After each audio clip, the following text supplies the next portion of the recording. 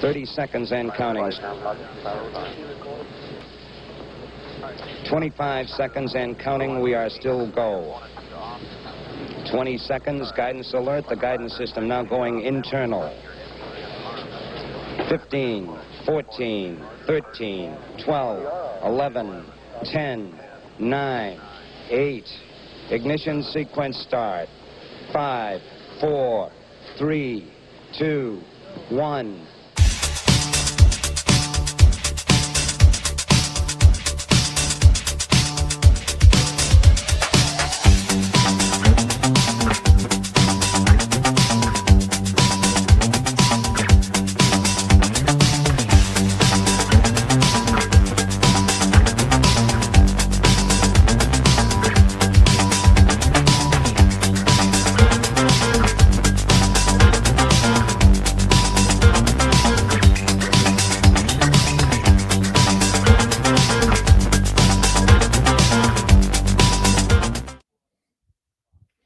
Good, very early morning to our viewers in Europe and Africa. Good afternoon and evening to our viewers in the Western Hemisphere.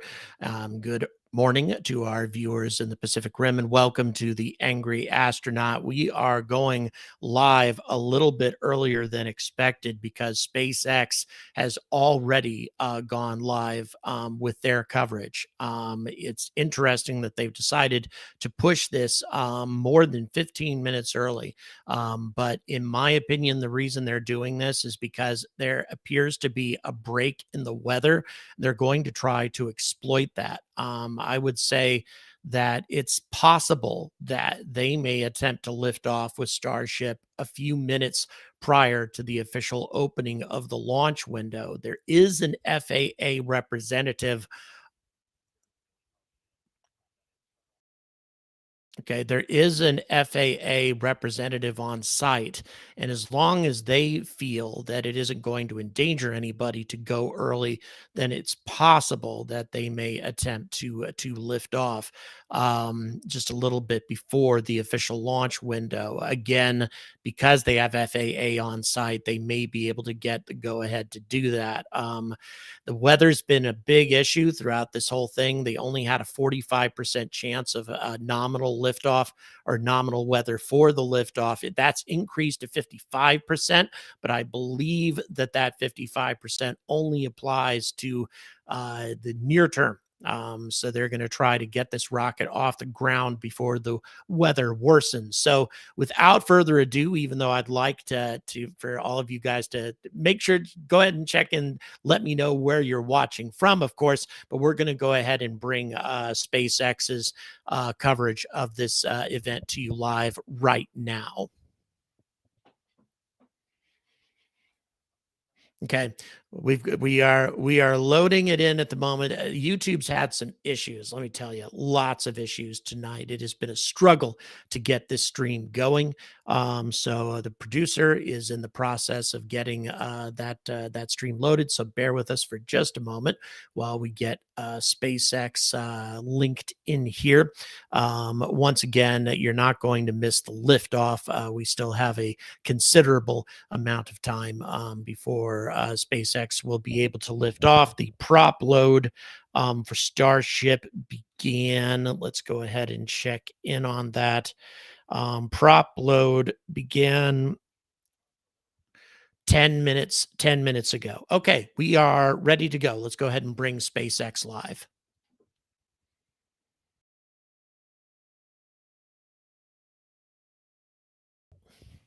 Prior test, something we had never done before. A retrofit was the fastest path to get back to flying. The team was able to engineer, implement a solution. We used a ship transport ring, sawed some stuff off, welded some stuff on. We're able to mount the ship, load propellant using what we usually use for the booster, and then do 2 different static fires on that orbital launch mount, doing that in a matter of weeks. Yeah, it was really an incredible turnaround to see. And the static fires did give us the data we needed to progress to launch and are a prime example of our engineer and technician teams working together to build creative solutions to keep us charging forward to bring Starship online. Even while we did all of that, we're still in the process of rebuilding that Massey's test site. That's where we want to continue testing our ships in the future, and we're getting it ready for that next generation of Starship version 3. Yeah, very excited. I'm looking forward to it. Yeah. Okay, back to the Rodney, rocket on the thank pad you so currently. much. Starship Thank is you, the Rodney. first orbital launch vehicle engineered to be fully reusable. It's built for frequent flights and a significant amount of payload. It is the largest rocket ever made, ever flown, largest flying object in human history. It's going to be the vehicle that enables our foundational mission to eventually bring humans to Mars. I recently, just yesterday, got a chance to do a deep dive into kind of everything big picture Starship. Had some special guests, Elon Musk and Bill Riley. Let's take a look back. We're about to launch the largest flying object ever made, but this isn't on the radar for everybody, and we know that. So we want to kind of take a beat, pull back, do a little bit of Starship 101. To do that, I've got some special guests crashing the webcast today. Joining me now in Star Factory, Producer, can Elon you Musk, go ahead Chief and Engineer mute at this? SpaceX, Bill Riley, our VP of Starship Engineering. Folks, the reason I'm doing this is because this is a repeat of what Elon Musk had to say last night. We're just going to take, I'm sure a lot of you were with us before, so I don't necessarily want all of you to just go ahead and watch Elon say the same stuff over again. Instead, we can go ahead and cover things a little bit more fresh. However, for those of you who are wondering about that Nuke Mars t-shirt, for those of you who weren't here before, Elon has long believed that the idea of dropping nuclear weapons over the poles and melting all of the dry ice, the frozen carbon dioxide, and regular ice on the poles will create an artificial atmosphere or more atmospheric density than Mars has right now. There are much better ways to do that than using nuclear weapons.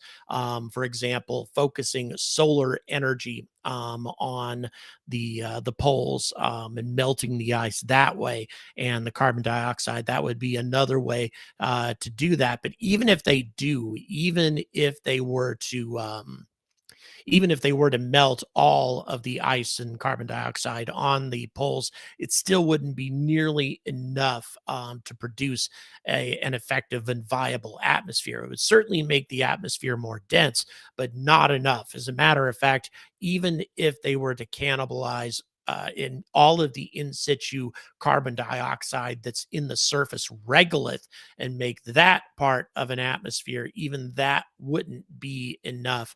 Terraforming is not an easy thing to do. It's something that's going to take a very long time. It's something that I think that Elon definitely would like to see happen, but it's definitely not going to happen in his lifetime, even if things go as fantastically as he hopes it will. There's no way that we have the technology to build an atmosphere for a planet within Elon's lifetime. Would say a couple of centuries or so in order to do something like that. Again, if you watch, for example, the famous science fiction series, The Expanse, I would say the timeline that the Martians are operating under there to be a little bit more realistic. If you working for the long term, working several generations into the future, might be able to do it. Hey, Farouk, glad you're joining us here tonight. Thank you very much. Again, Farouk from New York. It's one of my favorite cities in the world. So, of course, I always mention that every time he joins us here. Who else do we have? We got a lot of people checking in from a variety of places across the planet. Let's go ahead and see who these folks. Oh, first of all, what is a RUD. And again, there's a lot of folks who are joining us tonight who are more 3i Atlas fans, UFO folks, that sort of thing. People who aren't quite as familiar with rockets and the SpaceX culture as the rest of us. And by the way, if you are one of those people, thank you for joining us, because one of my biggest objectives is to get cross interest here, to get the people who are into 3i Atlas and UFOs, that sort of thing, interested in conventional spaceflight, get the conventional spaceflight folks interested in 3i Atlas and UFOs, because it's fascinating on both sides of the equation. So an RUD is rapid unscheduled disassembly. It's sort of a funny term that SpaceX uses, and it just means the rocket exploded. But RUD, rapid unscheduled disassembly, is what that means. So thank you very much, Soda. Really, really appreciate your support. Thanks very much. We have Ohio checking in tonight. Really, really appreciate that. Hello, Abe. Thank you so much. Really, really appreciate it. Hoping for a successful launch as well. Elon hasn't said a damn thing about 3i Atlas. I don't think he's particularly interested, to be honest. He's not much of an astronomy guy. He's more of a conventional spaceflight guy, very focused on what he's trying to accomplish in terms of getting humans to Mars. That is the thing that he would really, really like to accomplish before he dies. And I would say that it's going to be quite a struggle for him to accomplish that, because there's many things involved in getting humans to Mars outside of just the objective of taking humans there. I mean, you also, of course, have to build habitats for these humans. You have to grow food on Mars. You also have to find ways of generating energy. Solar power alone isn't going to do it, because Mars has these nasty dust storms that most planets in the solar system do not have. It's a unique planet in many ways. It has a very active weather system, and with that weather comes these dust storms that can blot out the sun, sometimes for longer than a year. And when that happens, it kills solar power dead. So nuclear reactors is the obvious solution. But then again, if you're talking about a private colony on Mars, with not sponsored by NASA, not sponsored by the US government, getting your hands on a nuclear reactor is going to be a very, very difficult thing to do. So the other alternative, what is more likely to happen with a SpaceX colony, is they're going to need fuel cells that make use of either hydrogen or methane. Hydrogen is a little easier to get a hold of, because you can make use of in situ Martian ice, melt that down and break it down into its component atoms, or molecules rather, hydrogen and oxygen, and then you can use hydrogen fuel cells for power. You would only want to use those for backup, not for your primary power source. Solar power is still the best way to go for primary. But as I say, when these dust storms happen, or if you need a little extra power at night, those sorts of things, then you're absolutely going to need that. Why are the Webb 3i Atlas photos so blurry? Well, believe it or not, as good as the James Webb telescope is, it was not actually designed to look for anything in the solar system. It's given us a few photographs of planets and such in the solar system, but it's an infrared telescope designed to look at very far away objects, especially exoplanets, very distant exoplanets. But in terms of providing crisp, high resolution photos of objects in the solar system, actually Hubble is much better for that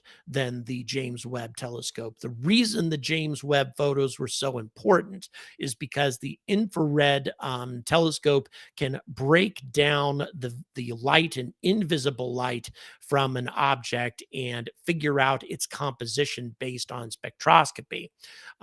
So that is actually what James Webb's primary function was, not necessarily to get much better high resolution images of 3I Atlas than Hubble could. Hubble's actually better for that sort of thing. Thank you very much. I really appreciate your support, Grits. Thank you. Thank you very much. So, and by the way, James Webb did give us some very useful information about 3I Atlas. Was able to detect a lot of different component molecules in the coma, although it can't get a clear vision of the nucleus of this object because the nucleus is hidden behind all of this dust. And so with all that dust and with the other gases, well, primarily carbon dioxide, that's the only major gas that was detected in large quantities. With all of that, it's hard to see the nucleus and therefore difficult to get composition of the nucleus. But that being the case, still, it got some very useful information for the coma. And again, as I said in my video today, this object is different than any object we've ever observed in the solar system. No object has passed through the solar system or been observed within the solar system that has this kind of composition. It is unique. And that's why I find it so incredibly interesting. Is it an alien ship of some kind? Well, maybe, but if it were, then it would have to be some sort of asteroid ship, in my opinion. Something that's primarily asteroids with some mechanisms within it, or perhaps even habitable space within it. But, you know, even if it isn't an alien ship, it's still damn interesting, a very unique object. And that's why it's so exciting that we're seeing that right now. So in any event, again, talking about 3I Atlas, but it may surprise some of the spaceflight folks who don't watch my UFO content to realize that I didn't talk about aliens much in that conversation, because that's not what we talk about when we're talking about 3I Atlas. We talk about what we see. We talk about what we've observed thus far and what it might mean. Then we extrapolate, but have to focus on what's true. What's going on with the booster? I'm sorry. Go ahead. Okay, so looks like the booster's almost completely full. We are less than 30 minutes, substantially less than 30 minutes away from liftoff at this point. Yes, as you can see, the chill lines on the booster on the left-hand side. On the left-hand side of the booster, you can see the chill lines of super heavy as more and more and more propellant builds up within it. You can see it more clearly now in the right-hand side as well. You can see those little lines, those chill lines, and that shows where how far up the propellant has gotten. And of course, there's two different types of chemicals, two types of fuel within the super heavy booster. We have an oxidizer, and then we have liquid methane.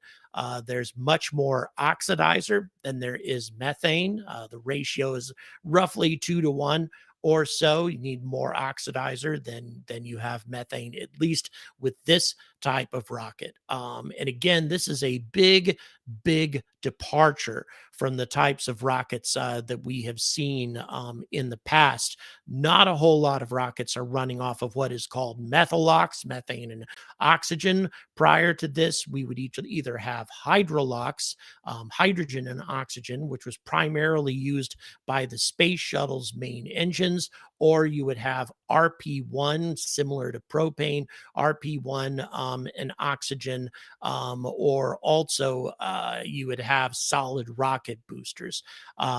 So there are more and more rockets starting to embrace this methalox approach, which provides more power for more bang for your buck. Methalox produces a tremendous amount of thrust for the amount of fuel that's consumed. It's a very efficient kind of rocket engine. That being the case, though, it can be difficult to control. Methane has to be chilled to an extremely low temperature. Methane has a tendency to leak, and we've had lots and lots of methane leaks with Starship thus far. It's been a real challenge trying to keep this rocket functional without having leaks. And of course, when these leaks transpire, usually what happens after that is an RUD, rapid unscheduled disassembly, or an explosion rather. There's a question about Hale-Bopp. Yes, Hale-Bopp was a massive comet, as near as the current theories about 3I Atlas are right now. Hale-Bopp is roughly the same size, very, very big comet. Of course, one of the differences is that Hale-Bopp was a comet that is bound to our solar system, bound to the sun. So when you consider the size of that comet, you have to compare it, of course, to all the many, many other comets that we have within our solar system. For every gigantic comet like Hale-Bopp, you have thousands of smaller comets, roughly the size of 2I Borisov. Even Halley's comet is quite large. So that is normal. What is not normal is having a gigantic interstellar object, given the fact that we don't see very many of those, 3 thus far in the last 10 years or so, with only 3 of them being spotted in the last 10 years. For one of them to be so enormous is really, really strange. An unusual thing indeed if 3I Atlas does end up being this gigantic. The stuff that's coming out of it from the bottom is venting oxidizer, venting liquid oxygen. There has to be some of that during the fueling process. Some of the excess LOX, as it is called, vents off. So you get this interesting, really cool fog effect at the bottom of just about any rocket, not just this one, but others. Of course, this rocket, it's especially spectacular because it's so stinking huge. I mean, it's just massive, massive, massive. So in any event, very exciting what we have coming up.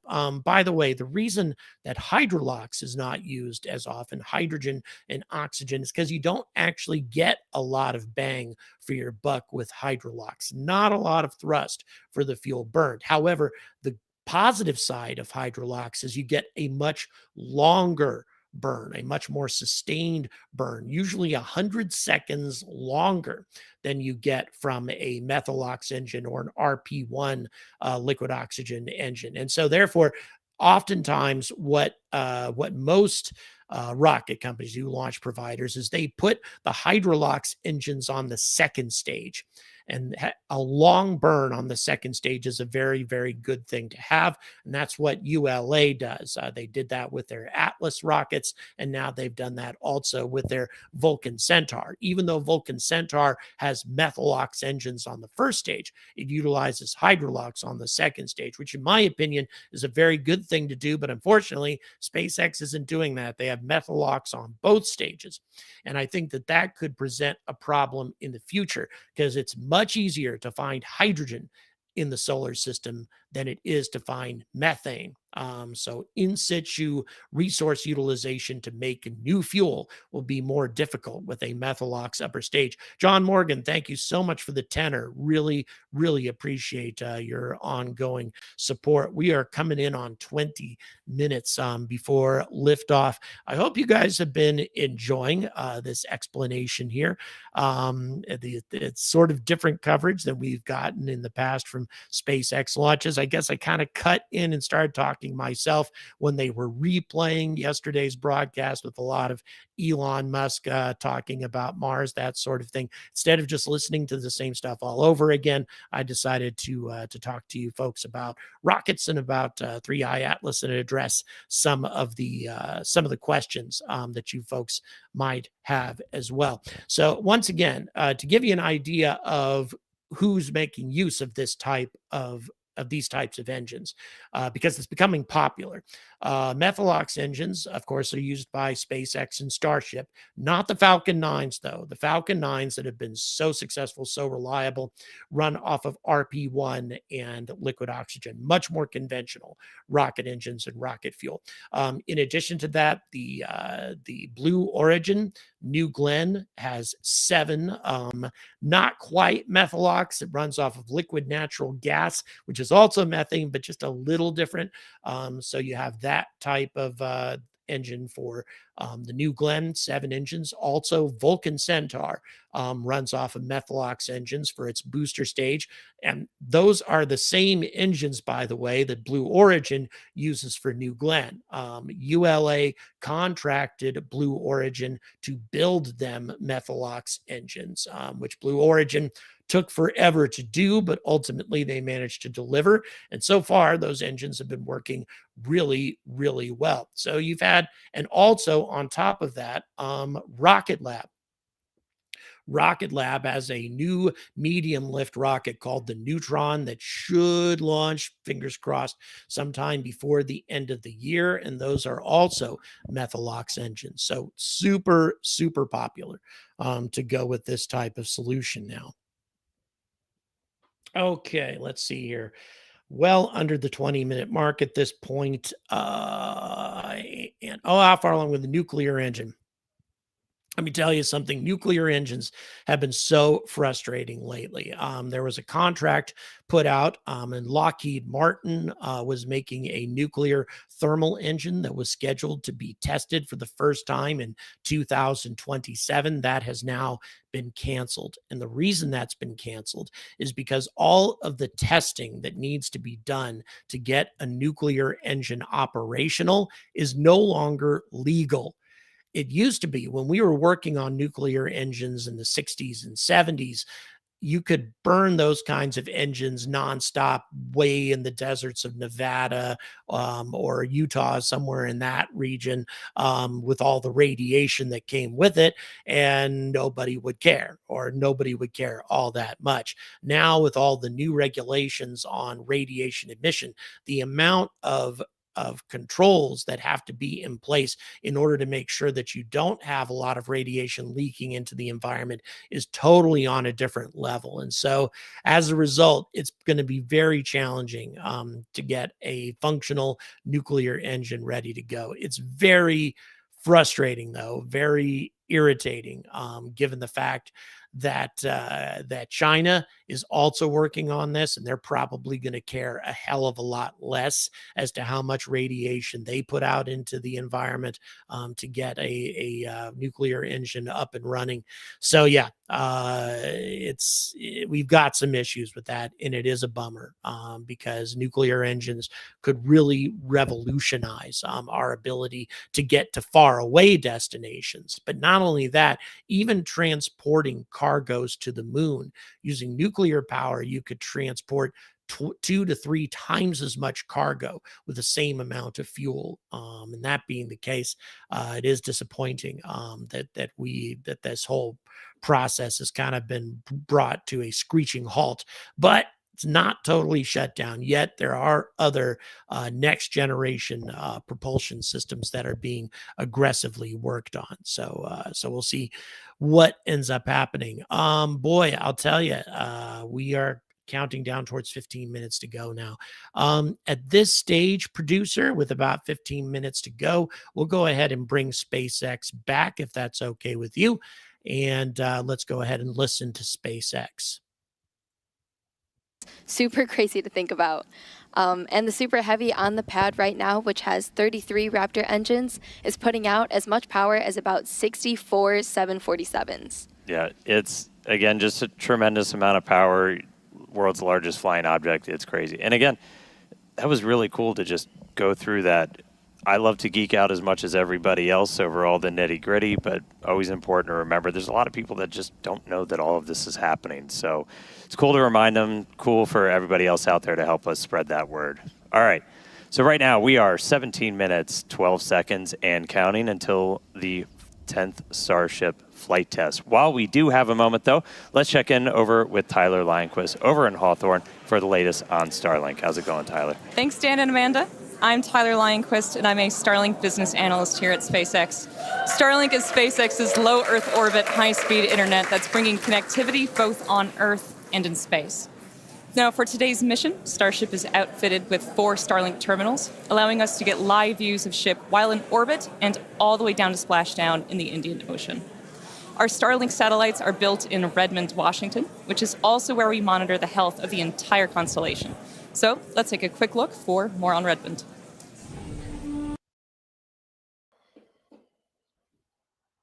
All right. We have apparently more copyright music at the moment, so we have to cut that out for a moment. So in any event, if we have any other questions, let me tell you a little bit about some of the other next generation propulsion that's being worked on right now, right here in the UK, in Milton Keynes, where I live. There's a company called Pulsar Fusion, and they're working on fusion propulsion, but not fusion power. It's a much easier way to generate a fusion driven spacecraft if you don't have to worry about the power. If all you have to do is create a fusion reaction creates ionized plasma. And then if you can control that ionized plasma with a electromagnetic field, you can then direct the plasma out the nozzle of a rocket with much, much greater efficiency and more power than a conventional rocket. We're talking 10 times the performance of a conventional rocket, allowing an Earth to Mars journey down to maybe 2 or 3 weeks instead of 6 months. A huge improvement in performance. And once again, that is a technology that's currently being worked on right here in the United Kingdom at a company called Pulsar Fusion. And I've been to their facilities a couple of times. They're doing some impressive stuff. They actually make ion engines right now. Ion engines being a similar concept, still creating plasma, but utilizing solar power in order to create the plasma, which means you don't have nearly as much energy and therefore not nearly as much plasma. So you don't get as much thrust at all. You get about the same thrust as if you put a sheet of paper on your spacecraft, constantly providing that thrust of a sheet of paper impacting your spacecraft. A tiny amount of thrust, but it goes on and on and on for a considerable amount of time. So yeah, they're doing interesting work, and there's a lot of companies We'll be that are launching in the working on future. different And as you can see here, variations once of a Starship plasma reaches a engine. nominal orbit, the Let's go payload ahead and door will bring slowly begin to open. SpaceX back, as long as we don't have music there. Starlink satellites will be dispatched relatively quickly, one at a time, like a Pez dispenser, as you can see on your screen. They'll be situated in one long stack, taking up as little space as possible, allowing for an efficient deployment sequence. Once a set of Starlinks are deployed, the next set advances and deploys until they are all drifting away from Starship to prepare for their on-orbit life. Each Starlink V3 launch on Starship is planned to add 60 terabits per second of capacity to the Starlink network. That's more than 20 times the capacity added with every V2 mini launch on Falcon 9. So we're talking about a massive increase in performance all around, which will ultimately enable Starlink to serve as the communications backbone of the missions to the moon and to Mark, Mars. you didn't miss So for much of now, we're going to anything. turn it back over to the team at Starbase. Thank you so much, Tyler. Okay, let's turn our attention to today's flight profile, which will feel familiar because it is. We're looking to get our first re-entry with this iteration of ship, and we're again intentionally stressing Super Heavy during its return. The next generation booster is on the horizon, so the objective is to push and learn all we can from this current version. All right, let's jump right in. As always, it's going to start with liftoff. Super Heavy ignites 33 engines lifting off from Starbase and ascending. It's going to power that ascent for about 2.5 minutes until we get to hot stage separation. Super Heavy shuts down all but 3 engines, deeply throttles the remaining ones, stage 2 lights its, and flies away. We have stage separation and directional flip. It's going to descend. We're going to do some landing burn experiments and then do a splashdown in the Gulf. Meanwhile, ship continues on with its ascent burn, again reaching a planned suborbital trajectory. We'll attempt to deploy 8 Starlink simulator satellites and then head back for re-entry, where we'll be testing multiple experiments, including missing tiles, metallic tiles, and intentionally loading the vehicle's flaps. Ship will also attempt a flip maneuver, and if all goes as planned today, we'll conclude the test with a soft water splashdown in the Indian Ocean. So that's what we have on deck for Flight 10, which is just about 11 minutes, 40 seconds from launching. That's right. And so just a quick status check-in. So as you said, we're about 11.5 minutes away. We have some good news. We got our latest range and weather status, and surprise, everything is looking green today. Thank So goodness. that's the biggest news that we were looking for. Again, weather is the main watch item for today, but we are green right now. We're not tracking any issues with the vehicle or ground systems, so we are looking pretty good for launch. We did all of our normal pre-flight checkouts with all the different vehicle and pad systems. At this very moment, we're almost done, or we're pretty far into our prop load on ship, and a little bit more to go on the booster. Yep, looking closely, it looks like we're nearly closed out on ship, like Dan said, about 70% of the way through on both methane and LOX on the booster side. We'll continue loading prop for a while. We'll close out at about T minus 30 minutes, 20 seconds on ship, and then 30 seconds later, we'll finish up loading prop on the booster. Yeah, so bottom line, a little over 10 minutes to go. Range is green, weather is green, vehicles looking healthy. We're looking good to launch right at the top of our window at 6:30 p.m. Central Time. Can't wait. All right, now let's quickly talk about Mars, since everything we do is part of our foundational mission to get to the Red Planet. Each Starship launch is to learn more and more about what's needed to make life multiplanetary and to improve ship to the point where it's taking millions of people to Mars. Yeah, we've shared the plan previously in the last couple of months. We're looking to start sending the very first Starships to Mars next year. These missions, not with Not people. gonna We're just looking happen. minimally viable landers. So let's just prove that we can get there. Sorry, and so guys. we're just going to focus on learning as much as possible, but looking at all of those different phases, you know, prop load, prop transfer on orbit, sending stuff out to Mars, doing the transit, doing the entry, and just doing a landing. And in our next window, around 2028 to 2029, we're going to attempt to land the initial infrastructure and start delivering more equipment as well, while evaluating available resources on the Red Planet. And we will also have Optimus on board for the ride, who is designed to do the initial heavy lifting. Oh, looks like we're doing some flap checkouts real quick on the ship as we are coming up on 9 minutes. Back to Mars, though, as those wrap up by about 2030, 2031, we'll continue to increase the payload per ship, build out more infrastructure out there on Mars's surface, start to mine some of those resources, set up some propellant generation plants, build up some fuel and some oxidizer to send Starships back from Mars. By the time we get all the way to 2033, we're looking to double the amount of payload we're sending with each ship as we get closer and closer to building a self-sustaining presence on the Red Planet. Yeah, definitely lots Thank of you, exciting Dwarven. missions ahead Thank of you us. so And these much. are going to Really be appreciate crucial it. to setting up what we'll need for humans to eventually inhabit the planet. And we won't be doing this alone.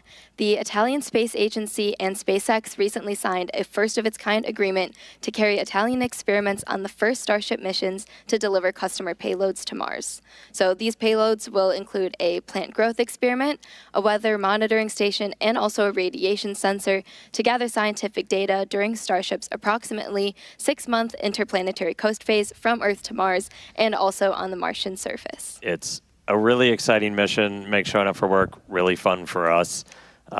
We're going to need to launch a whole lot more, though. So while we're just under 8 minutes away from launch today, let's head back over to Tyler and Hawthorne, talk a little bit about how we're going to be increasing the number of Starship launches going forward. Tyler? Thank you, Dan and Amanda. So to put it plainly, in order to launch more Starships, we need to build more launch pads. And that's exactly what we're doing at Space Launch Complex Thank you 37 so much, at Cape QRP Canaveral Delta. Space Force Thank Station you in so Florida. much. Now, Pad 37 has a storied history, most recently with the Delta IV rocket and for the missions for the U.S. government. And prior to that, the pad supported critical development for the Apollo lunar program in the 1960s. And we are honored to have the opportunity to continue making spaceflight history at Pad 37 with Starship. But first, we need to optimize the pad. So earlier this year, we started dismantling some of the existing infrastructure to prep the site for Starship operations. This will include up to 76 launches a year, with up to 152 landings at that location for Super Heavy and for Starship. And to support this flight rate, we plan on building 2 launch pads. Each will have 1 tower that can support launch and landing. Thank you so much. Plus Totally deflector agree. systems, Science launch is mounts, very fun. and water deluge systems. This will also include a propellant farm that will produce propellant on-site and serve both launch pads. So there is a lot of work in progress, but Pad 37 is only one part of our plan for Starship operations in Florida. A few miles away from Pad 37 at Kennedy Space Center, our 380-foot-tall vertical integration facility called Gigabay is under construction. Once complete next year, Gigabay will be capable of housing multiple Starships simultaneously for rapid assembly and integration. And meanwhile, at Launch Complex 39A, we're building Starship's infrastructure to support up to 44 launches and up to 88 landings a year, independent of operations at Pad 37.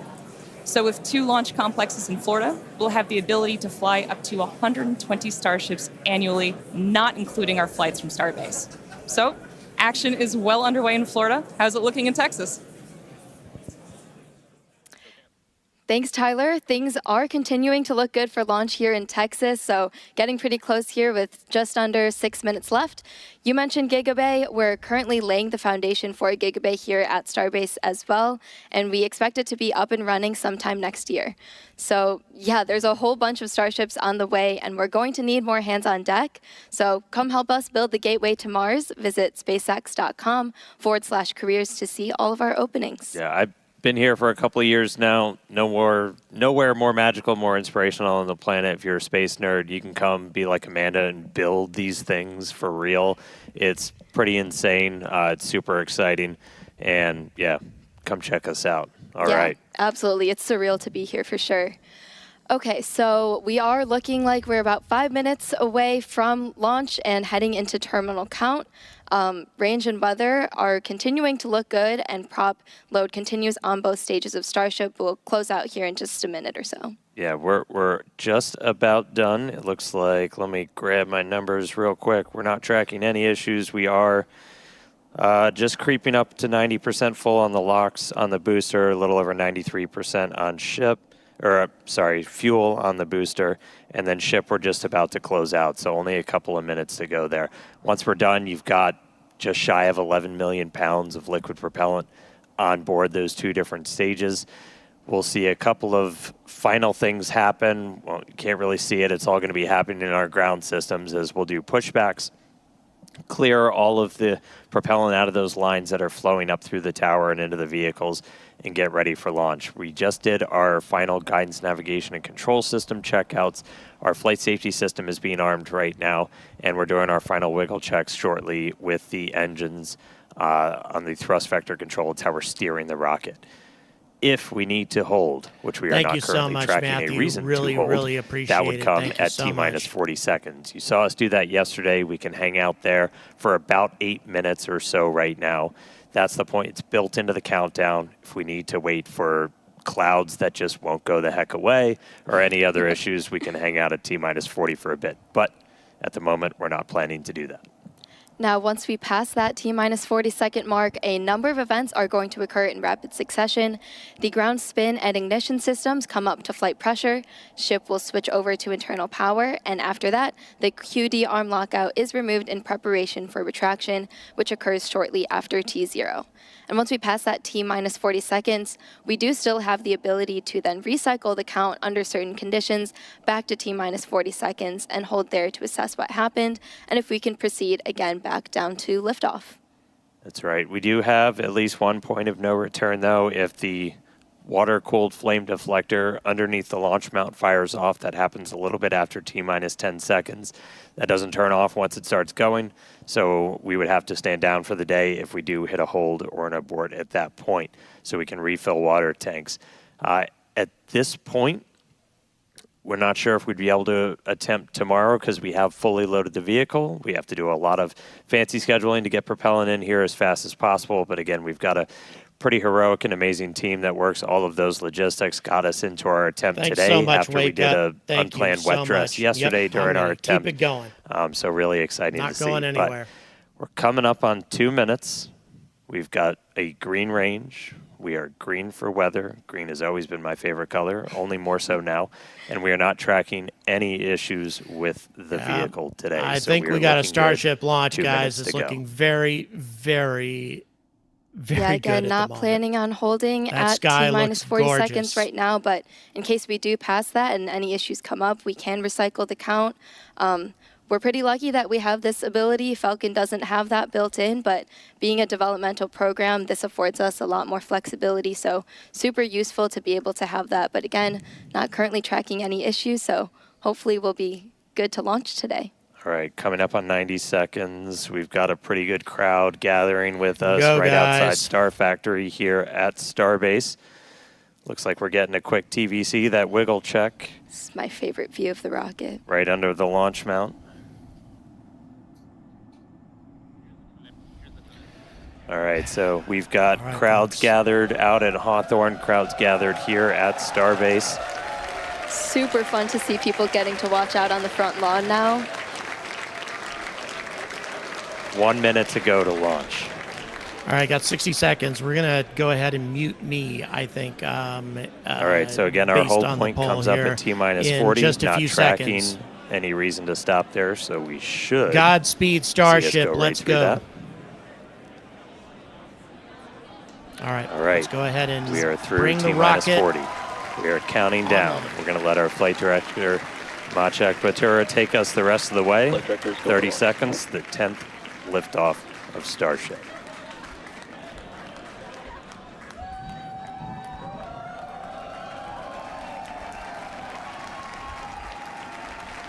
T-minus 15. T-minus 10. 9. 8, 7, 6, 5, 4, 3, 2, 1.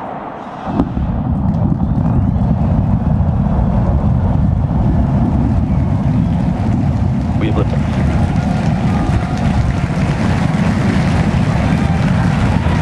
Vehicle pitching downrange.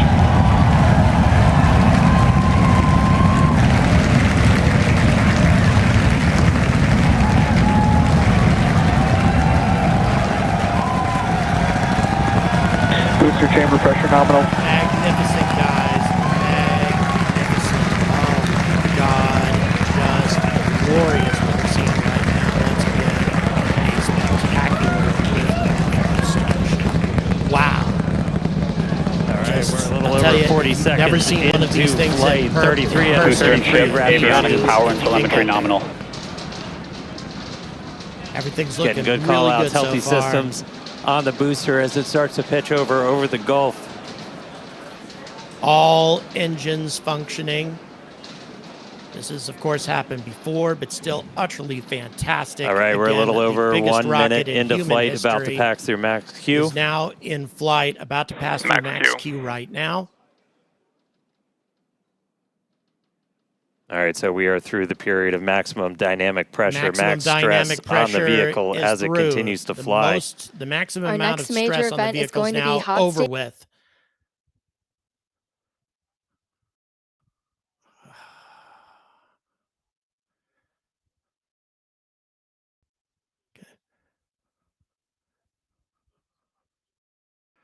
Operates from the super. All right. All right. Very soon, we're going to have that separation.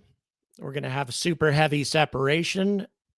And this is what's called a hot stage separation, where the engines fire before the super heavy booster breaks away from the rocket to get better performance out of the rocket. Only recently has this started to happen. There's one engine down on the booster. One engine failed. Okay, guys. So that's not a great sign, but nevertheless, there's no reason why this rocket can't do everything it needs to do with one missing engine. But still, you'd like to have all 33 as opposed to only 32. We're going to keep our eyes on that, though. Here we go with the throttle down. So at this point, and that main engine cut off. And here comes the hot staging, guys. Hot stage separation. Once again, American rockets never really did this. All right, hot stage separation. All right. The boosters are up and running. The all 6 engines seem to be going on the upper stage. Everything still seems to be going very well. Here, as we can tell thus far, things are looking very good. That was a spectacular hot stage separation. Again, that is an unusual thing for American rockets. The Russians did that a lot, not as much with the American rockets. So far, things are looking really good with this flight. Both ship and booster are looking nominally. There's still 1 engine missing on the booster, but that can definitely be dealt with. We don't like to see engines fail, but when you have 33 engines going, failures happen sometimes. I mean, it's kind of hard to avoid it. The good news is 6 engines going solid on the upper stage. That is extremely important. Now, there's not going to be any kind of booster catch going on here. And bear with me, I'm listening to their commentary at the same time. So it's just going to be a splashdown in the ocean. They're keeping things pretty simple here. So there will be no booster capture. All right. So far, things are looking pretty good.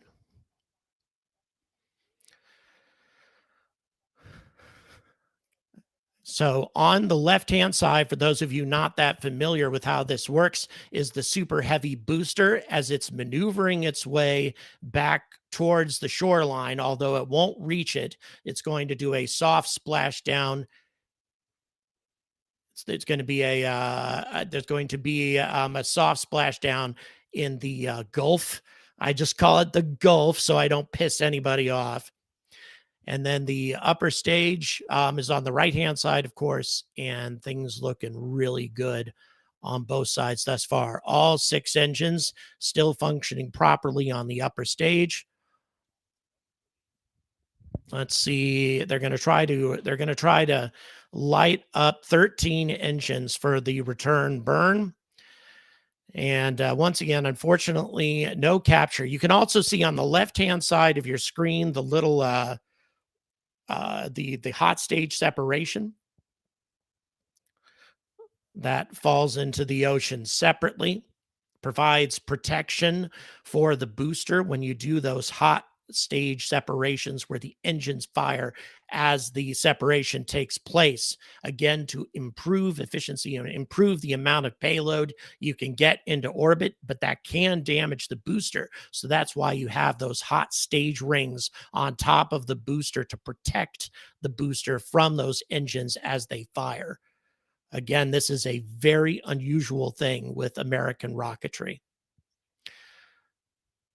It looks like we still have 6 engines going just fine. I'll tell you, this is going much better than the first 2 launches of the year, the first 2 launches of Block 2, but about the same as Block. Let's see what happens, though, with the booster.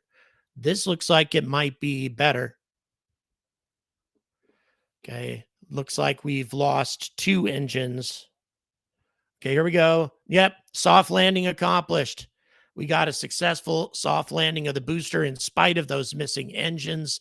Very, very impressive performance. Very impressive performance on the part of the Super Heavy booster in spite of those engine failures. Again, a couple of engine failures is not something that's too problematic, but at the same time, not something that you really want to see. But the Raptor 2 is being replaced by Raptor 3 anyway. So just because we're having these issues with Raptor 2 now doesn't mean that that's going to be an ongoing issue. So far, though, the upper stage is looking beautiful. Really, really beautiful. So far, no evidence that anything is going wrong with Starship as it's following its trajectory in suborbital flight over the Earth. What a glorious view! What a glorious view! Again, this is being provided by Starlink. Starlink allows SpaceX to do. It sounds like we have an explosion. Yep.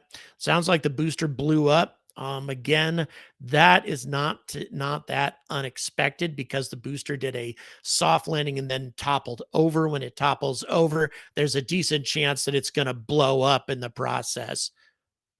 I'm sorry. Go ahead, producer.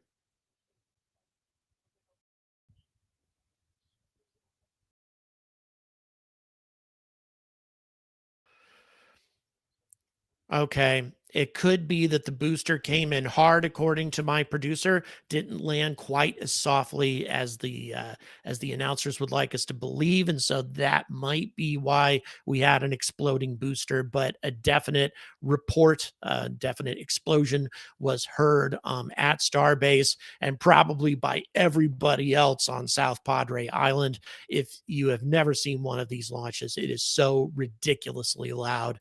My God, it is the loudest experience I've ever gone through. Okay, I don't know if we're seeing leakage from these engines or not. I don't think so. Okay, we have second engine cutoff at this point.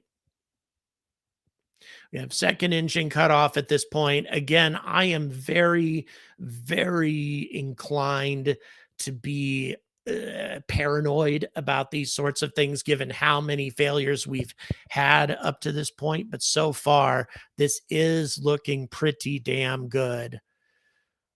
All right. We're looking here. Yeah. So far, it is looking decent. I don't think that yeah, I'm thinking that and again the shifting that you saw earlier, that was just Starship moving into the proper position that was planned. So we don't have to worry about that.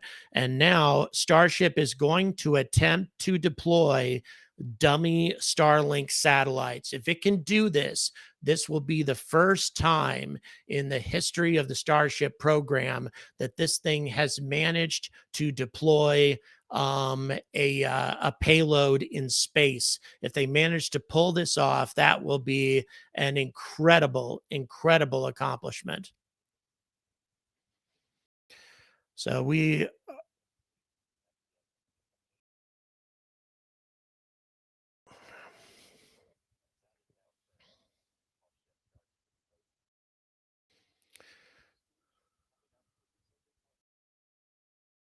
all right. So the flight termination system's been disabled, indicating that they're not concerned about it blowing up. This is looking like a pretty promising flight. We will see what happens. All right. In 7 minutes, we're going to have the deployment of the Starlink dummy satellites. Again, if they can pull that off, it will be an incredible accomplishment because this will be the first time, as I mentioned before, that Starship has been able to deploy a payload in space. They're also going to light up an engine in orbit, a Raptor engine in orbit for maneuvering purposes, just a test to see what the capabilities are in order to deorbit the spacecraft if necessary. Boy, this is very interesting. I'm not sure if I've ever seen these kinds of visuals before. These are really spectacular. Very, very beautiful. So far, so good. Sue, we shouldn't have any plasma at this point. The engines aren't burning, so I don't think we should have any plasma.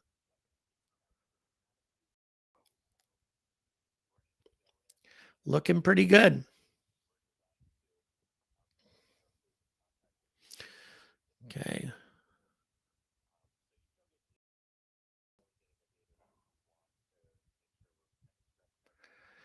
Yeah, and when you see things falling off, by the way, guys, that shouldn't be a signs of concern. You're always going to have flakes of ice coming off of the rocket because, of course, this thing is loaded up with super cooled liquids, both methane and oxygen. So you're going to have a lot of ice that is accumulated on the rocket during the fueling process. Not all of that gets shaken off during the flight. So therefore, you're going to see some of that as this thing makes its way through space.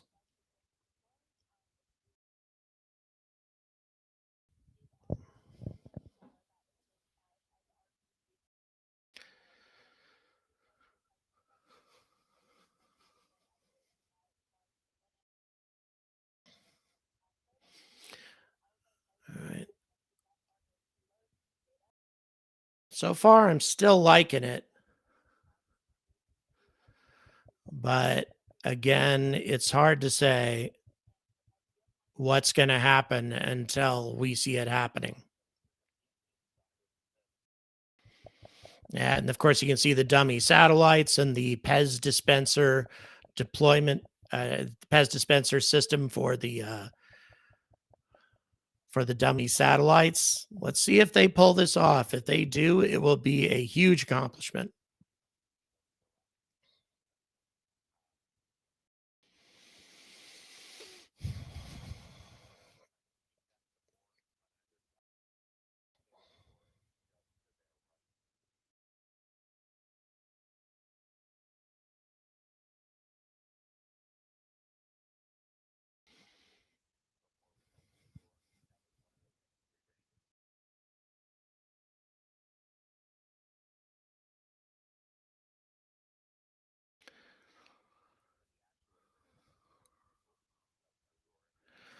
Yeah, these are not functional satellites, but they're very large. There's only 8 of them, and they weigh a total of 16 metric tons. That includes the deployment system, though.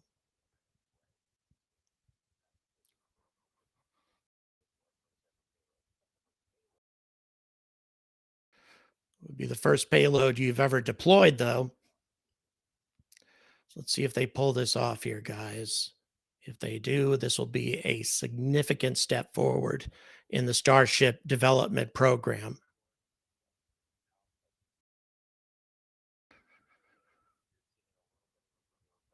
Yeah.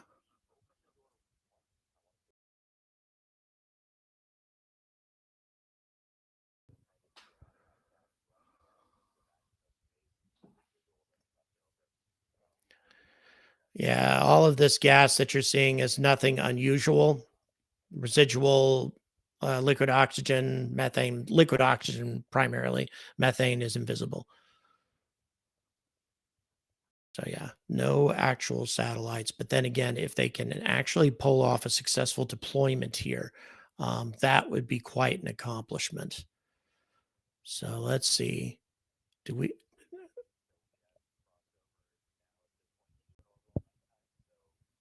All right.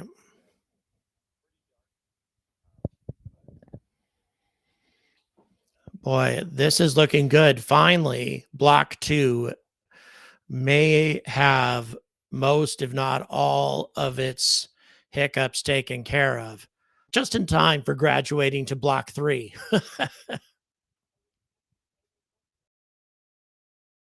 right, guys, we're gonna see if this works out. Payload doors, by the way, is a weird thing in rocketry. Usually, you have fairings separate rather than having a door open. But since Starship's reusable, doesn't have a fairing that separates and flies away. Although the Rocket Lab Neutron is going to have a fairing that opens up like a clamshell and then closes, which is ingenious. I think that that's a great solution for keep saving your fairing. Okay. We're still not getting any Okay, so we're getting ready for deployment of payload. And if things are this good that they feel comfortable. Okay, what's up with the door?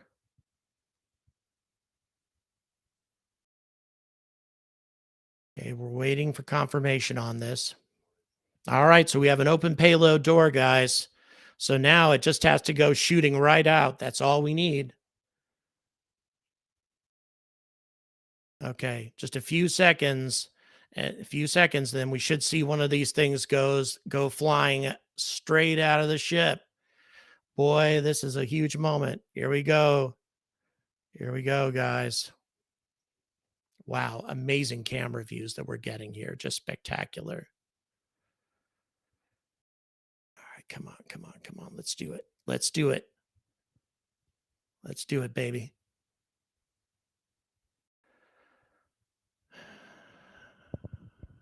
Let's go. Go. All right, here we go. Come on. Come on.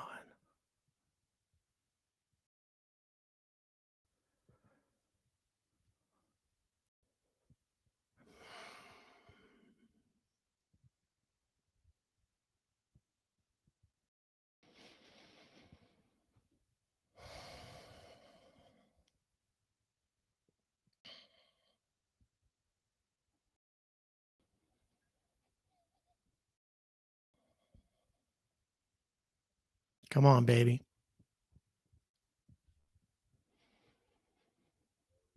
All right.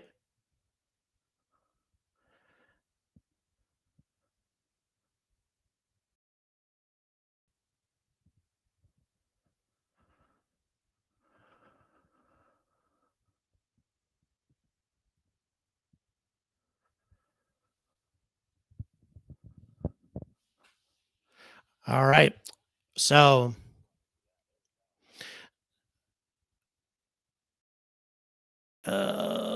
it looks kind of ugly, but that seems to be working. Yep. So history has been made, guys. We have successful payload deployment, not all of them yet, but so far it seems to be working.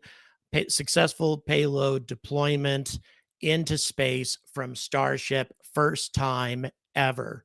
First time ever. Starship manages to deploy a payload into orbit. Huge, huge accomplishment. Massive accomplishment.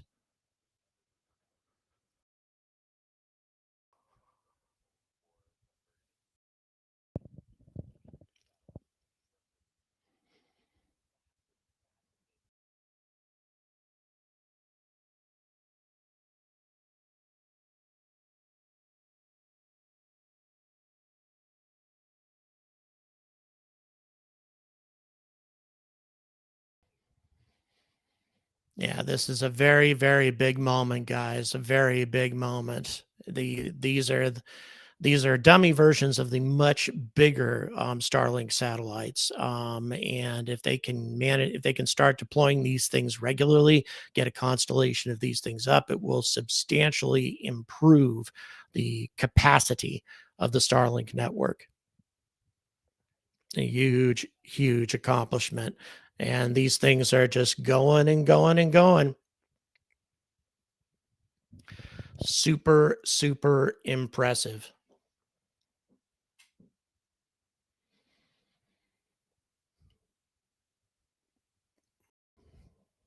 So far, so good. I mean, the fact that they have managed to successfully deploy a payload into space, in no matter what it is just a huge, huge accomplishment. Very impressive. Like I say, I mean, it's about time. Yeah, unfortunately, this is Block 2, and so we're going to be graduating to a new version of Starship, here very shortly. But still, this is a fantastic swan song for version 2, for Block 2, given how many frustrating failures this rocket has had to successfully deploy a payload into orbit finally after all of these frustrations. On today, August the 25th, at least in US time or Central Time. Just a huge, huge moment for the Starship development program. It's about time that we have this happening. Just fantastic.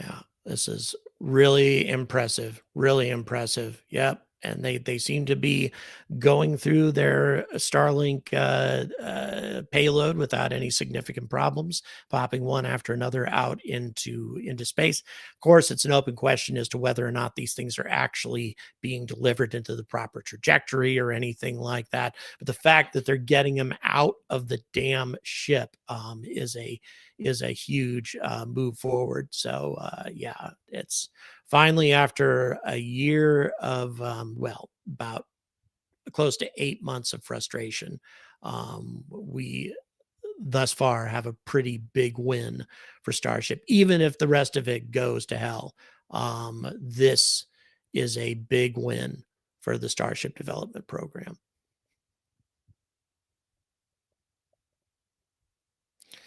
Still watching these things deploy very slowly, one a minute approximately.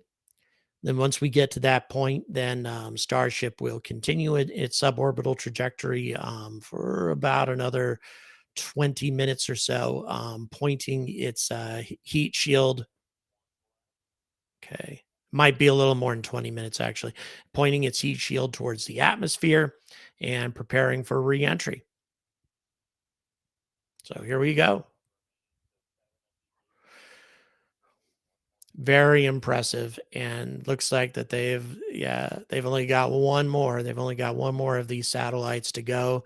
Dummy satellites, keep in mind, but still looking good. Yeah. Yeah, important to keep in mind that these satellites are all going to burn up in the atmosphere, being fired out into suborbital space. They're not going to be able to stay they're not going to be able to stay in space for very long, but nevertheless, doesn't really matter. They're accomplishing what they set out to accomplish. Finally, very, very big, very, very big moment. It's great to see it. Great to see it.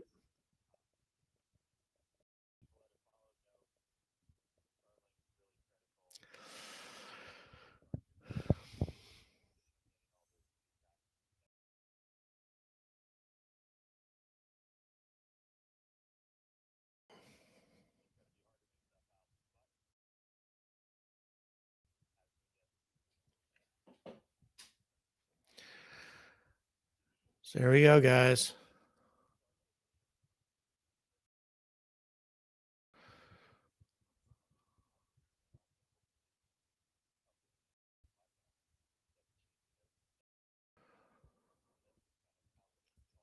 So we're gonna have a reentry in a little while. I am going to step away from the camera for a couple of minutes, take a little bit of a break, and you can continue watching the suborbital flight. And the next step is reentry. Let's see how well Block 2 does on this reentry.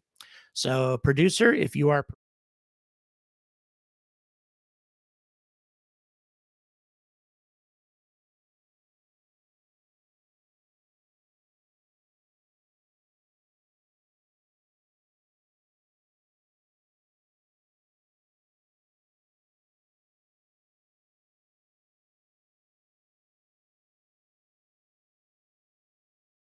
whom had never had connectivity before. Today, Starlink serves more than 150 countries, territories, and other markets, with over 6 million active customers and counting. To meet the growing global demand for high-speed internet, SpaceX expanded its factory in Bastrop, Texas, and also introduced Starlink Mini, as well as an upgraded version of the Starlink standard kit. All right, now with payload deploy complete, pew, pew, pew, Starship is now going to close its payload bay door and continue to coast towards Earth, around Earth, towards the Indian Ocean. Sorry, I'm really excited today. We are in space, people. Still a lot of major events to come, though. We are looking to relight one of those Raptor engines at about 37 minutes, 33 seconds into the flight, followed by atmospheric entry, hell of a light show, and splashdown. So we're going to go on a quick break, take a quick coast, sit back, enjoy the views. A little bit dark now, but they'll get better soon. A couple of space jams. We'll be back in just a few minutes for that Raptor relight and then re-entry. See you soon.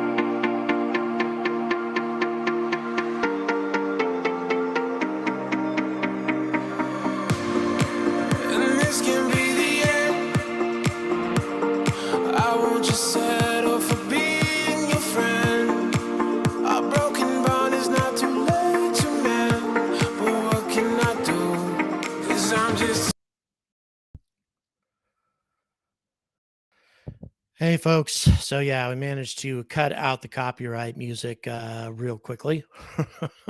Nice of SpaceX to just go ahead and do that and ruin everybody's YouTube live streams. So, that being the case, we have Starship moving. It's going to be a test, possibly, of Raptor 2 engine in orbit. Again, kind of questionable as to how necessary that is, given the fact that there's going to be an upgraded engines, upgraded Raptor 3s eventually. So testing Raptor 2s, I'm really not sure how much value that brings, but still trying to maneuver Starship and such, or just firing up the engine so you can maneuver it in the future is important. And of course, if we're talking about going to Mars next year, let me tell you, first of all, why that's impossible, but what they're going to have to do in order to accomplish that. To get to Mars, even to send Starship in the direction of Mars on a collision course or whatever, not even trying to land, you probably need at least 5 or 6 refueling missions to Starship. It seems like maybe they might not totally refuel it if their only intention is just to fire up the engines enough to escape Earth's gravity and go on the way and head towards Mars on a collision course. May not require 10 refueling missions as a mission to the moon is going to require. So that being the case, it might not require as many refueling flights. But keep in mind, thus far, there's been no refueling flights at all. In addition to that, the tankers that are going to be involved in this refueling process are going to be Block 3 tankers, which means we haven't seen a single test flight of a Block 3 Starship yet. We haven't seen a single test flight of a Starship being powered by Raptor 3 engines yet. So the notion that we're going to be able to switch gears again, because keep in mind what happened the last time SpaceX switched gears between Block 1 and Block 2. Switching gears from Block 2 to Block 3 is almost certainly going to take some settling in and mastering the process of operating Block 3 Starship in space before they even think about trying to do refueling missions. Then what will need to be done is a fuel depot Starship probably will need to be deployed into orbit, and that will be the Starship that holds the methane and oxidizer for the Mars bound Starship. And keep in mind, every time you put fuel into a fuel depot, especially stuff like methane and the liquid oxygen, although hydrogen is the worst, that stuff's going to start bleeding off into space. The only way to avoid that is if your propellant depot also has a lot of insulation, a sun shield to keep sunlight off of your propellant depot, and then finally an active cooling system. If you have all 3 of those things, then you might be able to get the bleed off down to close to 0%. Again, that's a big if, because this sort of stuff has only ever been done in the laboratory. But still, you have to get that depot up there. And then the depot, assuming that you're only going to do a slow speed trajectory to Mars, maybe 5 or 6 refueling, something along those lines.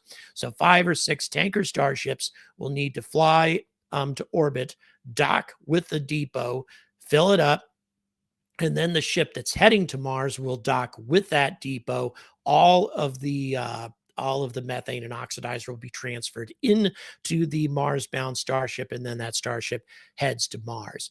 The notion that SpaceX is going to be able to get from where they are now to the ability to master low Earth orbit refueling well enough to do 6 of these things in rapid succession in only 1 year is just delusional. Sorry. It's just delusional. We've seen how long it's taken just to get to the point to where, we're getting Starship into space and deploying a payload, let alone anything else. let's go ahead and bring the SpaceX commentators back. Single Raptor engine. That should be coming up in just a little under a minute. We're going to be lighting just one of those Raptor sea levels in the middle there. This is not a deorbit burn. It's a demonstration of what we'll have to do for deorbit burns, but we've done this once before. This is something we're really going to have to do when we're doing orbital missions, so it's a pretty critical test. We are just a couple seconds away.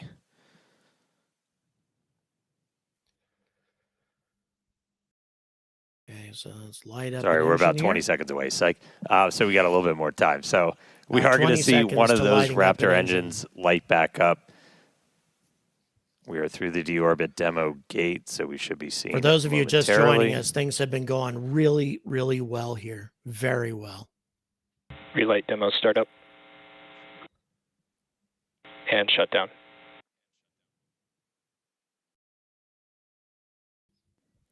Yep. All right, looks like we confirmed the relight of one of those center Raptor Thanks engines. so much for the Second time we've done that. super Super chat, exciting. and yeah, Huge I'm feeling congrats to the team celebratory on as this well. milestone. Very exciting to see. That was a cool light show. Yeah, I get to do a mini version here. So again, that's going to be really critical for when we're doing deorbit burns. Like as you're going through, which if you don't have one of these, my God, they're so much fun. That was neat. But like you're Man, able they to did a good actually job like there. yeah, They've done it damn, once turn it before, on. but still, Light that was engine. impressive. Not set my co-host on fire. And that's what we'll eventually do to, break out of orbit, come back down to Earth. So really cool to see one of those engines light back up again in space. That was our last in-space thing. Very exciting. We're going to be heading back for So far, so re-entry good, at guys. about T+45 minutes. So we're going to take another quick break, and we will see you soon. Okay, so they are taking another break. We've got about 6.5 minutes or 7 minutes or so before the re-entry process will begin. This is the first time this year that Starship has attempted a re-entry over the Indian Ocean, actually, as opposed to tumbling and burning up. This is an actual re-entry attempt, and it's been quite some time. So yeah, we'll see what happens from here. Tell you, very, very exciting. Looking forward to seeing what happens here. It's been a while. And we actually haven't seen Block 2 do this at all. Thus far, all Block 2 has done is explode and burn up in the atmosphere. That's about all it's been able to accomplish. No payload deployments. One rocket managing to get to the Indian Ocean, but was still tumbling crazily by the time it got there. So yeah.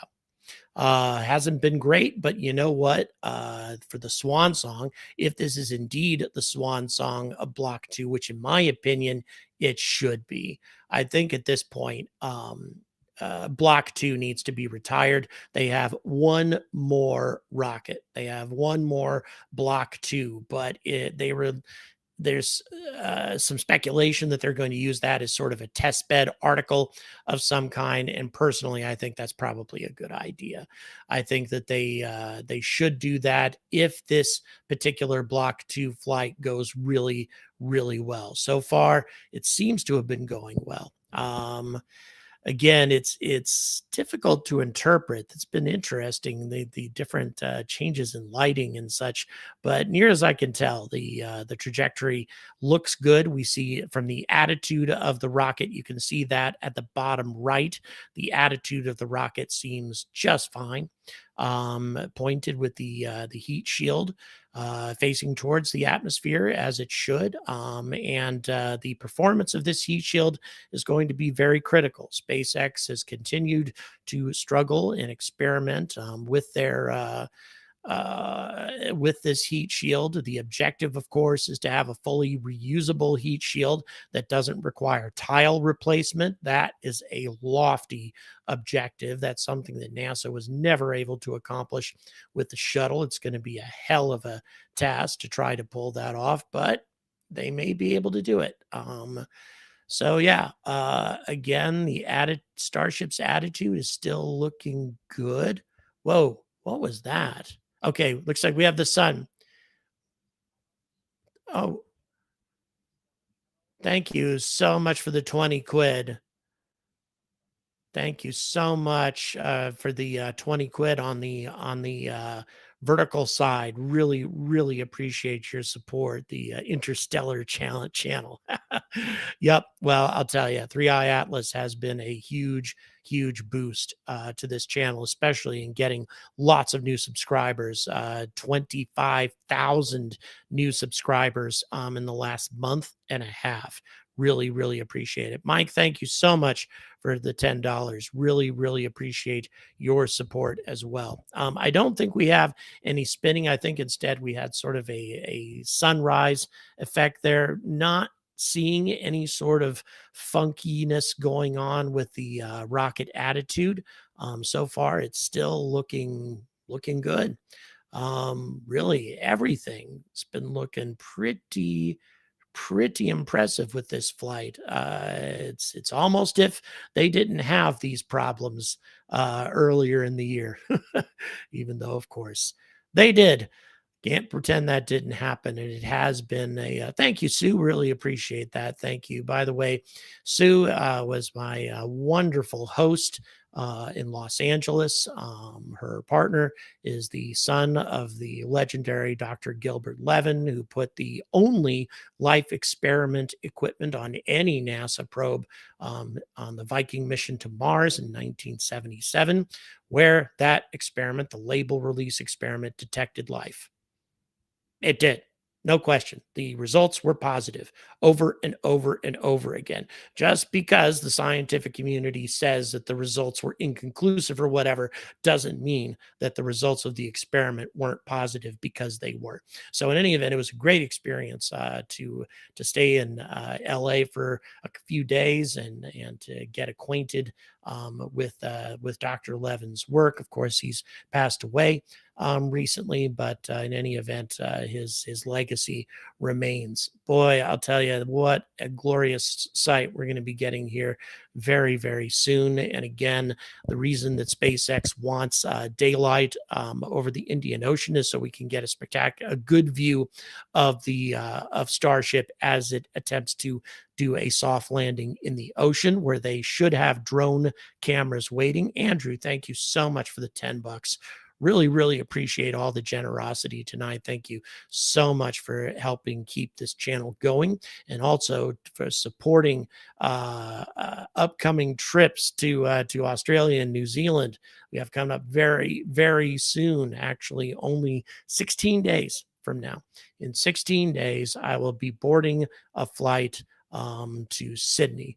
I'll be stopping in Ho Chi Minh City, actually, on the way.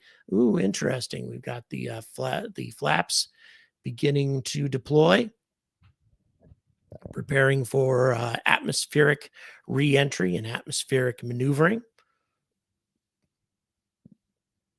So this may look a bit ugly. The light show has started. Re-entry right. has begun. We are starting to re-enter the Earth's atmosphere. Going now. Again, super impressive. Thus far, regardless of what happens from here on out, this is a successful flight. Regardless of what happens from here, this is a successful flight, successful test.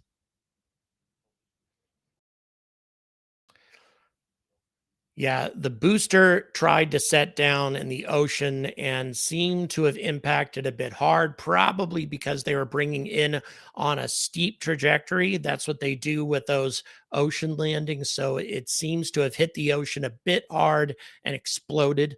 There's a loud report heard at Starbase. So in any event, thank you, TC. Really appreciate your support with the $50 Australia.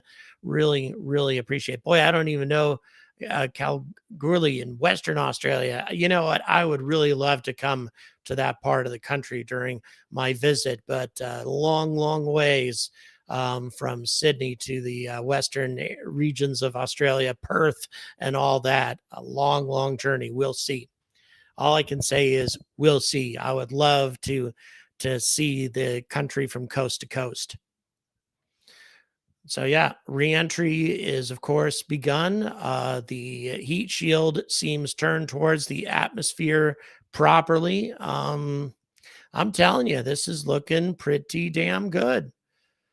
Very impressive. It appears that for the most part, they have ironed out the bugs with Block 2 just in time to retire it and to graduate to Block 3.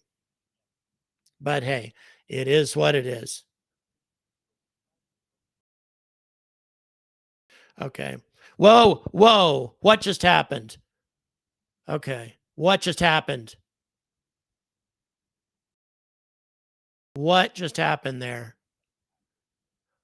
We just had a complete disintegration of an engine, it looks like.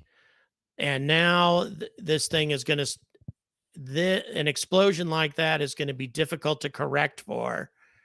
Wow, that was weird. I've never seen anything like that. That was very strange. Yeah, that was odd because we don't have engines firing up or anything like that. It is going to be virtually impossible for this thing to try to do anything resembling a soft landing with an explosion in the engine bay. Damn it. So it's going to be a little bit more difficult to call this thing a total success. That is something that's going to make it. You don't want to have explosions in the engine bay. Ugh. And the commentators aren't even talking about it. The commentators aren't even discussing it. I mean, honestly, I can't even believe I saw that. That was really weird. Again, strange that happened with the engines not operating without the propulsion system even in operation. To have an explosion in the engine bay like that is very bizarre. Once again, disappointing that, okay, we're looking here to see what might have transpired. I mean, there is a lot of debris. Not sure what happened with all that, but I can't imagine that we don't have some leaking going on. It is so bizarre that they are not mentioning this at all, that they aren't saying a damn thing about what just happened. Okay. Okay.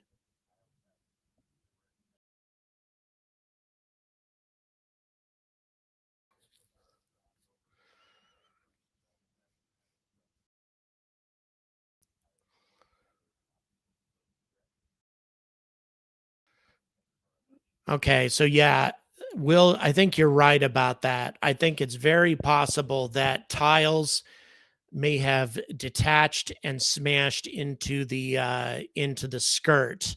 Rather than there being an explosion in the engine bay, we instead have what may have been tile impacting on the engine skirt. Again, that's a lot of damage for a tile.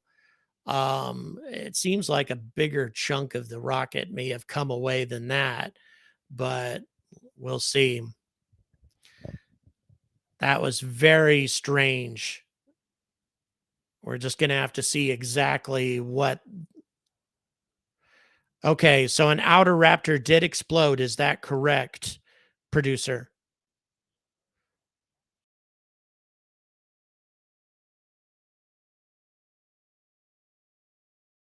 Okay. All right. So we do have one, at least the engine bell or something along those lines of a Raptor engine is gone. Does appear to be an engine explosion of some kind. It's going to be super problematic to light up these engines now, assuming that Starship even gets to that point. As you can see, there's these flaps are looking kind of ugly at this point. You're starting to have plasma build up on the edges of those flaps. You also have, as you can see, some missing tiles, that sort of thing. So we'll see what ends up happening. They are putting this thing through its paces. So yeah, there's that looks like a piece of insulation that's flapping around more than anything else. So, and once again, we're expecting to see fins and flaps take, boy, yeah, that engine is wrecked. That is one, what appears to be a wrecked engine on the outside. Ugh. So yeah, very, very odd that that transpired so early in the reentry process. It's too bad to have these little footnotes on these flights. Again, for the most part, this was still a good flight, but still having that happen, you know what? I'm not one of the, as people who've been watching my channel long enough know that I'm not the kind of person who just lets this stuff go and says, oh, yeah, but, you know, for the most part, it was great. And we learned from these things. And we're going to get a lot of data. So, man, it was this huge success. No, it's a qualified success. Qualified success with some footnotes with things that may have gone wrong here. Now, once again, if it's just a nozzle or something, I think it's more than a nozzle, though. That looks like a whole engine gone. Boy, that's ugly. That's ugly. All right. So, yeah, we have flaps taking damage. That has happened before, again, indicating that the heat shield is less than perfect. We still have some work to do on this heat shield. And if you're going to get reusability on this thing, the heat shield needs to perform better than that. But once again, this is something that was expected. So yeah, it's kind of ugly. People in my Discord server have backed up the footage, watched a few times, and the appearance is that there was an engine that did pop. So let's see what happens with the rest of this.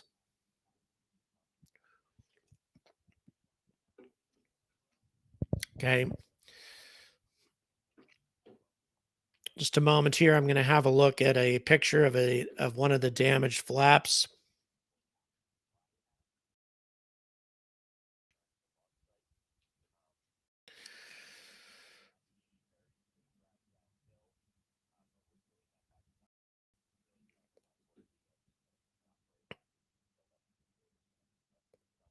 Yeah, the flaps are definitely taking a beating, but that wouldn't be the first time that that's happened. It might still make it, though, down, might still make it to roughly the area that it's supposed to.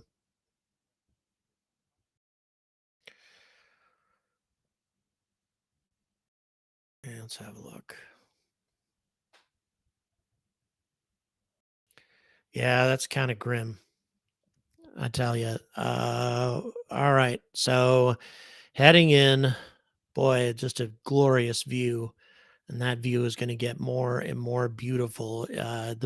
As depending on how much of it we can see with all the plasma here.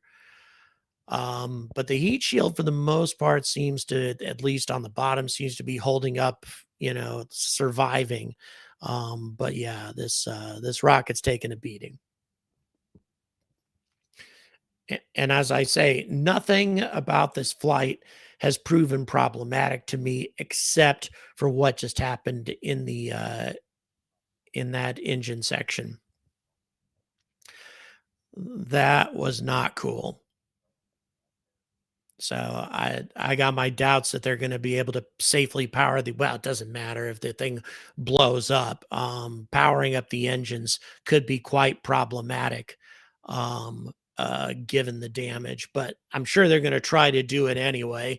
There's nobody to hurt in that vicinity, nobody really close by that could be put in danger. Just drone cameras in that region. Things getting more and more beautiful over the Indian Ocean as the descent continues. Boy, so far it's still hanging in there, which is impressive. Again, with that blast, or whatever it was in the engine chamber. That it is impressive that this thing is still holding together. And boy, you see, Landing enables us to have more bursts of rapid plasma reusability coming with off of these it. vehicles. That's Wow. not what we want to see. So Neat stuff. The ship I itself, have to it's admit, a it's little over amazing 50 that meters you get tall. a chance to see all this Landing stuff in enables real time. us to have more rapid Operated at just a much reusability higher with these frequency. vehicles. Another thing that's not what we impressive. want to see. So we started. The ship itself, it's a little over All 50 right. meters tall. Just Landing Top enables right us on the to have more horizontal rapid stream, we're going to reusability show with you a these vehicles. replay, or we're showing you a replay of that explosion. The ship Boy, look at itself, that. it's a little over Wow. 50 meters tall. Yeah, that was Landing ugly. enables us to have more rapid That was kind reusability of with these ugly. vehicles. That's not what we want to see. So we started. The ship itself, it's So- a little over 50 meters tall. Just Landing enables us to have Okay. more rapid reusability with these Yeah. vehicles. That's not what we want to see. So we started. The ship Okay, itself, there's it's also burn a through little over 50 meters on tall. flaps as Landing well. Being enables observed. We have a us to number have of more people in rapid our reusability Discord with these vehicles. server. By the way, That's these are not all what we wanna Patreon see, so we folks. started. A lot of them are really knowledgeable in space flight. A lot of them know more than I do, that's for sure. Boy, yeah, that burn through on that flap is ugly. Boy, that's ugly. Again, though, to be expected. Again, the heat shield is still very much a test article, and the trajectory still is good. Still a nominal trajectory. That's super impressive, given that you just had an explosion in the engine bay. That's incredible. Yeah, we will see. Tracy, good question. I don't know if it'll make it without burning up or not. It has done it before. Now, granted, it was nobody knows what kind of shape it was in, probably in pretty grim shape by the time it actually did get down to the ocean for the Block 1s that actually made it. This is the first Block 2 attempting a re-entry. And again, as you can see, the burn through on the flaps are quite ugly, but then again, not nearly as bad as the burn through that we have seen on other re-entries, believe it or not. For those of you who are, ooh, wow, that was interesting. Okay, here we go. So we've gotten past peak heating, I think, at this point. I would say that this rocket might have a chance of making it. Yeah, it's only at 48 kilometers in altitude. Yeah. We'll see. I would say that it has a decent chance of making it. Once it goes down to the point to where the temperature gets under control, all of that plasma and burning is going to go away. Metal fires don't burn very long. So I would say that I'd say this thing has a decent chance of making it down to the ocean. As to whether or not it's going to be able to fire its engines, no one can say. I would say that that's going to be an interesting experiment, because I don't think SpaceX has ever tried to fire up the engines in the aftermath of a engine chamber explosion with one Raptor that appears to have just blown up. Again, that was kind of ugly, and we're going to have to see what caused that. I wish there wasn't that footnote on this flight, because otherwise this flight's gone really, really well. All right, so here we go. So boy, we have a huge crowd with us right now. Really appreciate you being here. Right now, just over 40 kilometers in altitude. These flaps are working overtime, trying to keep this rocket in the right attitude and under control. Boy, I tell you, oh boy, look at them go. These flaps are working overtime, trying to maintain the correct attitude. I would say this rocket is really struggling to keep the correct attitude, but fortunately, its speed has dropped down so much that it's not going to have any real heating problems anymore, not much anyway. So down to less than 40 kilometers now. Things, again, looking promising. But we will see. We could see a spectacular explosion as this thing attempts to set down and they fire up those engines. We'll see. It's maybe not. Maybe not. But again, with an engine explosion in the engine housing and the skirt and everything, I don't know.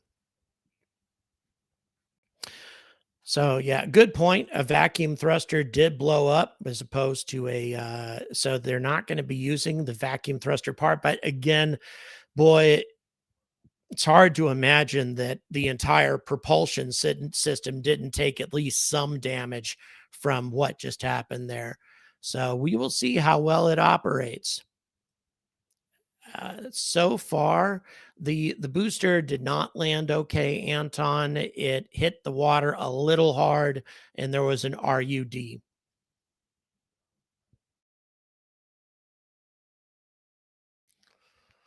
All right. Yeah, it was okay. Producer also told me that the booster was on fire on the way down. I'm going to be interested to see what happened there. I did not know that actually. The report is, producer, where are you getting that from, or did you watch it yourself? No, that's fine. Rodney, thank you so much. I appreciate your support. Okay, I'm looking at the footage now of the booster coming down. The report is that it was on fire. Let's see if that's what actually happened. Or, of course, I'm sure it did. The producer knows what he's talking about here.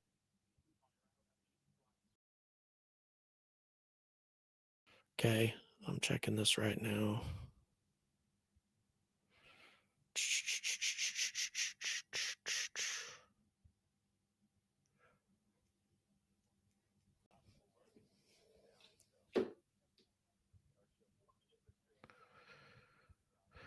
Okay, so now looking really good. I would say that there's a decent chance that this thing is going to make it. Yeah. Yeah, I would say that we had a fire. I would say that we did have a fire on the booster as it was coming down. There was a lot of smoke coming off of that thing. Yeah. Yeah. That thing, that was ugly. That was ugly. Yeah. The, yeah. That was, yeah, I have to admit, and that appears to be, sorry about that, guys, for the long silence for me as I was checking all of that out. But the landing of the booster was ugly. And it appeared to be on fire as well. So that's another footnote we need to add on to this. Thank God that that thing wasn't coming in for a booster catch, because it might have damaged. Well, they wouldn't have even attempted it. They would have just sent it towards the water rather than sending it towards the landing sites. We have that as well.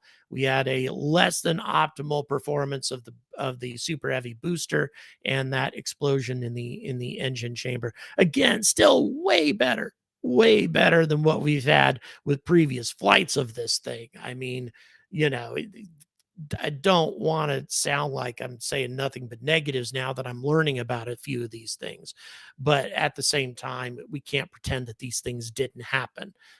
Super heavy booster did not perform nominally, and this explosion in the engine chamber was not great. So in any event, we'll see. Will we have a relight explosion is the big question now. So here goes the belly flip, guys. Here goes the belly flip into the atmosphere, getting a lot of deceleration. Essentially, terminal velocity is what it's going through now. Terminal velocity as it attempts to execute its landing maneuver. Let's see whether or not it can pull this off. And igniting these engines, how much damage they take. Here we go. 3 engines firing. It survived. It survived. Oh my God. Oh, look at it. Oh my God, that thing is ugly looking. Look, but it made it. It made it. How about that? But and there it goes. Kaboom. Big explosion there. Big, spectacular blast. Oh my God. But at the same time, the fact that the engines worked, but I'll tell you, look at that. Jeez Louise, that Starship was ugly looking. That heat shield looked nasty, but at the same time, the fact that it did that is incredible. That's incredible. I mean, that was an ugly looking landing. I mean, it would have blown up if it was trying to set down on the ground too. But at the same time, it's great that it made it that far, because this is so much better. So much better than any of the previous Block 2 flights. That was a significant accomplishment. As I say, a couple of footnotes, but overall, a big leap forward for the Block 2.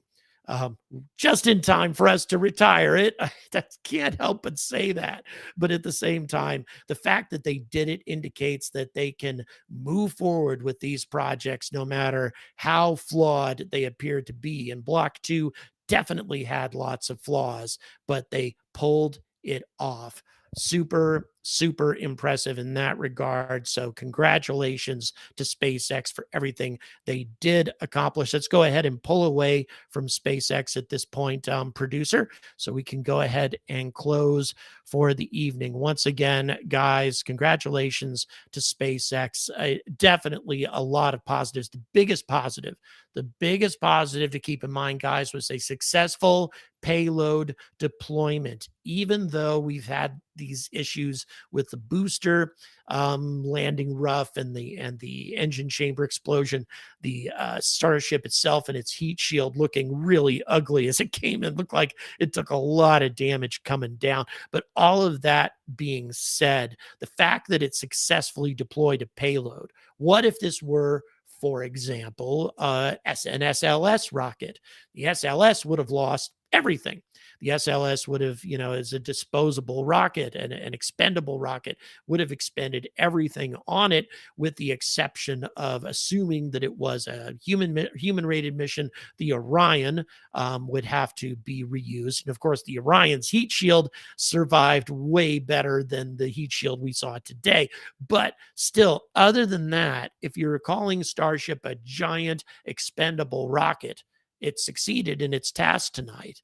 It succeeded in deploying a payload into space. And that it's something that Starship has never done before now. And that's something that we can't take away from SpaceX. An impressive accomplishment in that regard. I'll be getting you guys an analysis of this flight in the coming days. BJ Turon, thank you so much for that super chat at the last second. Thank you very much, everybody, for your super chats that have come in. Really do appreciate it. Thanks again for joining us today. Once again, congratulations, SpaceX. And until next time, folks, stay angry about space.